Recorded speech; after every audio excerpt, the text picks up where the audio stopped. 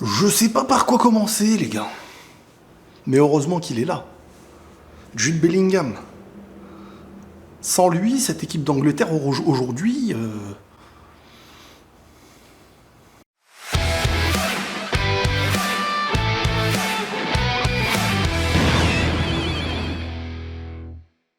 Les amis, bonjour à tous, j'espère que vous allez bien, que tout se passe pour le mieux pour vous. Jude Bellingham. Ouais, c'est bon, arrête tes salades avec ces chansonnettes à la noix. Angleterre, Serbie. L'équipe d'Angleterre, c'était une équipe très attendue au vu de son collectif et de ses individualités.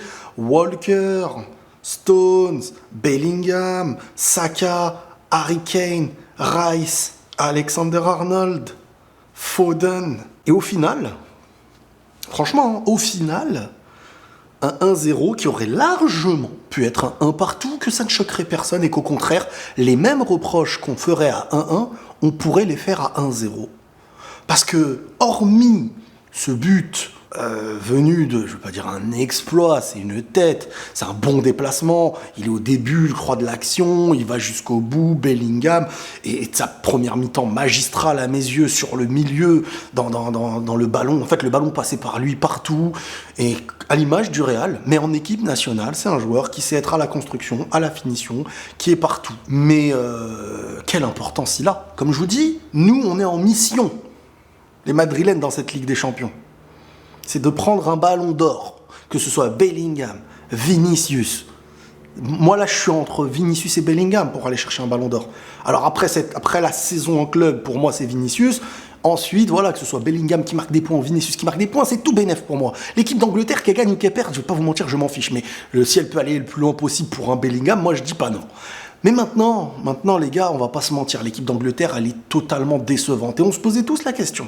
Les individualités de cette équipe additionnée ne multiplient pas et n'évoluent pas le talent collectif.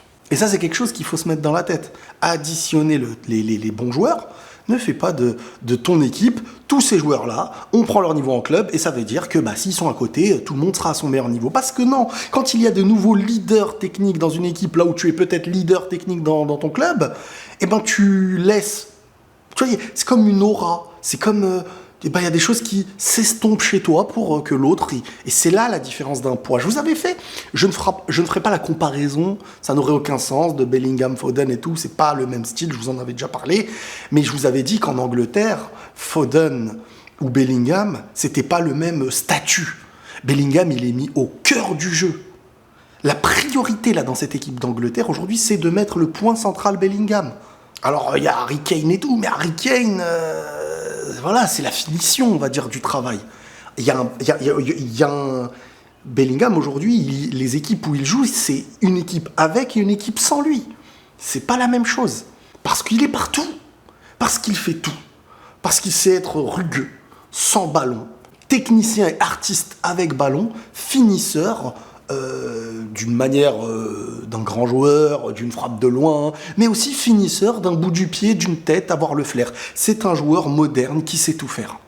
Il sait être le milieu défensif, il sait être le milieu central, il sait être le milieu offensif, et il sait être l'attaquant. Le buteur comme le dernier passeur.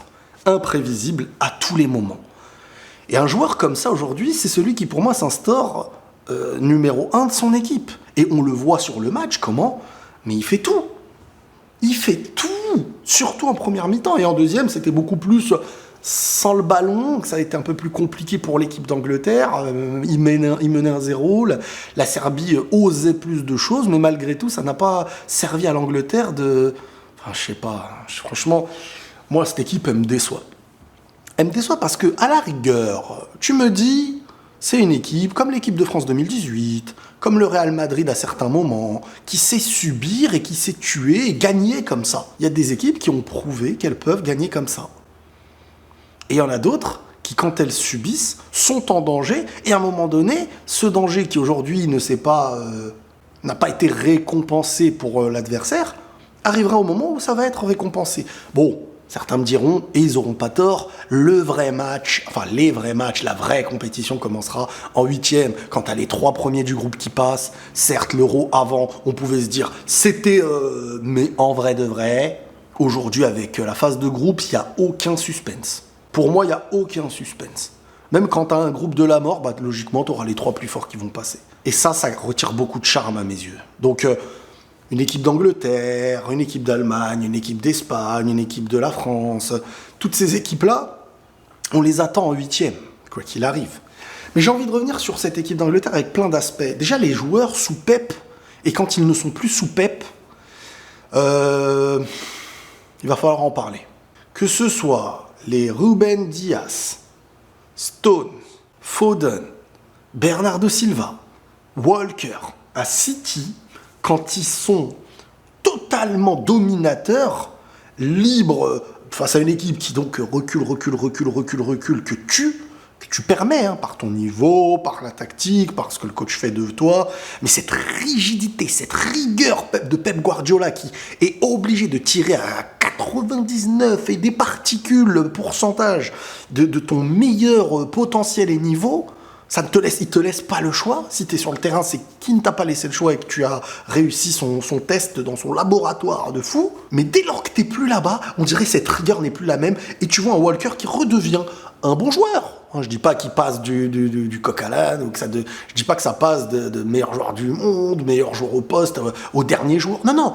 Mais tu n'as plus le même sentiment de folie, de surdomination. Parce que oui, quand tu n'es plus dans une équipe qui, par le collectif, surdomine tout le monde, et comme, attention, je ne diminue pas ceux qui jouent dans cette équipe parce qu'ils contribuent à cette surdomination, mais quand tu te retrouves devenir une individualité dans un collectif qui n'est plus totalement dominateur, c'est là où moi, Bellingham me marque beaucoup plus que ces joueurs-là. Parce que Bellingham, dans la difficulté, on l'a vu même avec le Real n'a pas été tout le temps surdominateur dans les gros matchs, voire même c'est l'inverse. Eh ben, c'est là où le mental, prendre sur ses épaules la difficulté, sans le ballon, être bon sans le ballon, et dès que tu as le ballon, savoir piquer. Et Bellingham, c'est ça, c'est être décisif à tous les niveaux. À tous les niveaux, être décisif. Premier match de l'Euro, je crois, j'ai même pas vu, mais je pense qu'il est homme du match. Tu me diras qui va être homme du match devant lui au vu de la prestation. Mais sinon, je me pose des questions. Un Foden, alors dans un sens, c'est du gâchis de l'excentrer, mais dans un autre sens, si tu ne l'excentres pas, il est toujours le second choix au milieu de terrain. C'est-à-dire quand De Bruyne revient, bah Foden n'est plus dans l'axe, on est obligé de le décaler. Quand Bellingham est là, bah on est obligé de le décaler, donc il n'est pas imposé sans aucun débat par un coach. Et ça devient problématique.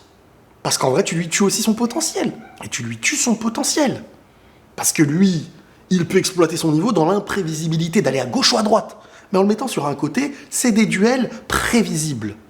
Un défenseur sur les côtés, tu ne l'élimines pas comme l'imprévisibilité qu'un Foden peut avoir dans l'axe. Aller à gauche, aller à droite, éliminer, frapper de loin. Et Foden, bah, il faut lui trouver un système où il peut jouer autour de comment il s'appelle, Harry Kane, et être libre. Là, il va casser des lignes. À la Musiala. Voilà, pour moi, c'est à la Musiala que tu dois avoir une liberté un peu dans ce niveau-là. Et malheureusement, bah, ça me déçoit. Ça me déçoit malgré tout. La défense anglaise n'est pas des plus rassurantes, hein, parce qu'en face, c'est la Serbie. Ils ont fait un peu leur match, ils se sont battus, ils jouent l'honneur de leur nation, donc ils vont se donner au bout. Mais l'Angleterre, ça fait peur. Pickford, c'est pas un gardien qui me rassure. Des fois, on dirait qu'il te fait une parade de fou, mais Courtois, en vrai, t'aurais capté la balle comme ça. Mais toi, tu regardes, tu dis, oh là là, parce qu'il a sauté, il a fait ça et tout. Mais tu pouvais capter ou mettre les 2 points, ou... Mais comme il est déjà un peu petit, si je me trompe pas, je connais pas sa taille exacte, mais il est un peu petit, ça devient compliqué pour un gardien comme ça, des fois, ça a l'air d'être toujours explosif ce qu'il fait. Un arrêt qui est censé être lambda devient boum, une parade d'un déplacement. On dirait qu'il est incroyable, mais il n'est pas hyper chaud non plus, ce gardien-là. Donc c'est pas hyper rassurant, cette équipe-là. Saka, en première mi-temps, j'ai bien aimé quelques petites différences. Harry Kane. Heureusement que c'est pas Mbappé qui est à la place d'Harry Kane dans un match comme ça. Hein. Non, parce que Harry Kane, les gars, pour moi, c'est un joueur qui postulait Ballon d'Or. Hein. Enfin, du moins, qui postulait pas loin d'un podium hein, cette année. Hein. Tu peux pas être autant... on dirait tu digères pendant le match, là. Moi, je demande pas. Je sais ce que c'est être attaquant. Tu peux ne pas avoir de ballon pendant longtemps. Mais Harry Kane, il a le talent de venir chercher les ballons hauts, à la Benzema. Il a un excellent toucher de balle, une excellente façon de jouer pivot et à la fois d'être constructeur malgré son poste. Et là, il était dans un profil où bah, il attend dans la zone. Alors certes, ok, mais 2 ballons touchés à la mi-temps, dont un l'engagement, je crois. C'est quoi ça? Alors ils veulent pas jouer avec lui ou ils se proposent pas? Enfin, c'est la Serbie. Hein. Donc bon, après attention, hein, tu peux gagner tous tes matchs 1-0 sans être satisfaisant, aller au bout et comme contre les gros montrer. Mais l'Angleterre ne m'a pas montré ce visage digne d'un Deschamps quand il est pas fameux dans le jeu, mais il va au bout. D'un Real, pas fameux dans le jeu, mais tu sais piquer et tu reproduis les mêmes choses sur 2-3 années de suite et tu vas toujours dans le dernier carré, t'es presque à 2 doigts de gagner, voire tu gagnes la Ligue des Champions. Cette équipe d'Angleterre ne nous a pas habitués à ça. Donc on peut pas se dire, ouais, mais c'est volontaire, quand c'est le Real, vous dites ça. Non, non, non, c'est pas pareil. L'Angleterre n'a jamais gagné comme ça, l'Angleterre, elle perd quand elle est pas bonne. Donc c'est là aussi où je me pose des questions. Donc je sais pas comment juger cette équipe très rapidement en difficulté quand l'équipe adverse joue. Alors faut voir, hein, quand ça peut monter en puissance. Hein, je suis pas là à vous dire attention, les gars. Je juge le match là. Je suis pas là non plus à vous dire le prochain match, Harry Kane sera pas au niveau, Foden sera pas au niveau. Non, ça y est, tu mets... j'allais dire tu mets le premier et tout s'enflamme. T'as mis le premier, ça t'a pas empêché de douter, voire d'avoir très peur à certains moments. Non, non, moi l'Angleterre, elle me déçoit pour l'instant. Mais ce n'est pas toujours les équipes qui en premier lieu nous en met plein les yeux, qui vont toujours le plus loin. Attention, à l'Allemagne, l'Espagne, on a déjà vu des compétitions où en tout cas l'Espagne n'avait pas très très bien démarré pour au final aller remporter la truc. Hein. C'est déjà arrivé, mais c'est vrai qu'il y a quand même, on dirait, des joueurs positionnés sur un terrain avec l'Angleterre et tu sais pas ce qui est mis en place. Là où l'Espagne, tu sais. Là où l'Allemagne, tu sais. La France, on verra. Mais l'Angleterre, c'est une équipe qui se prive de Sancho, qui se prive de Rashford, qui se prive de beaucoup de joueurs, en plus des remplacements tardifs sur le terrain. Je me pose beaucoup de questions malgré tout. Moi, je suis satisfait. Bellingham buteur. Bellingham, je pense, homme du match. Un match avec et sans ballon incroyable, d'une classe incroyable, ce footballeur. Comme je dis, des fois, c'est quand tu les vois à l'extérieur, hors de ton équipe, que tu te rends compte du poids qu'ils ont dans le football, tout simplement. Jude, ça fait plaisir. Demain, c'est l'équipe de France. Kylian, on t'attend. Kiki, on t'attend. Moi, je suis là avec tous les Madrilènes.